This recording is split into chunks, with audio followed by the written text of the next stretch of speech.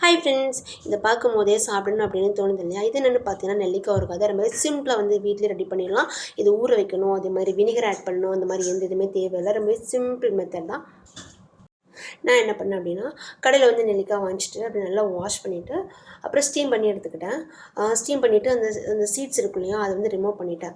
Remove பண்ணிவிட்டு கொஞ்சமாக chilli powder, அதுக்கப்புறமா இந்த சால்ட்டு தேவையான அளவுக்கு அது மட்டும் போட்டு நல்லா மிக்ஸ் பண்ணிட்டு ஒரு 1 or 2 hours மட்டும் நல்லா ஊற வச்சுட்டேன். நம்ம சீட்ஸோடு போட்டோன்னு வச்சுக்கோங்களேன், எக்ஸ்ட்ரா வந்து அந்த சால்ட்டு அப்புறம் சில்லி பவுடர் அதெல்லாம் போட வேண்டியது வரும். அதனால ரிமூவ் பண்ணிவிட்டேன். அப்புறம் பேனை சூடானதுக்கப்புறமா கொஞ்சமாக அந்த கர்லீஃப் அது வந்துட்டு நல்லா ரோஸ்ட் பண்ணதுக்கப்புறமா தான் நான் வந்து ஆயில் ஆட் பண்ணேன். தென் அந்த மஸ்டர்டு இதுவும் ஆட் பண்ணிட்டு அந்த நெல்லிக்காய் இருக்கு இல்லையா, அதையும் போட்டு நல்லா வதக்கிட்டேன். அவ்வளோதான். அப்புறம் ஒரு 1 hour நல்லா ஆற விட்டு பார்த்தோம் அப்படின்னா நல்லா சூப்பரான நல்ல இந்த பிக்கிள்ஸ் கலரில் வந்து நிற்கும். நான் வந்து இதில் ஆட் பண்ணது காஷ்மீர் சில்லி பவுடர் தான், நார்மல் சில்லி பவுடர் கிடையாது. பார்த்தீங்களா எவ்வளோ கலர்ஃபுல்லாக எவ்வளோ டேஸ்ட்டாக இருக்குன்னு.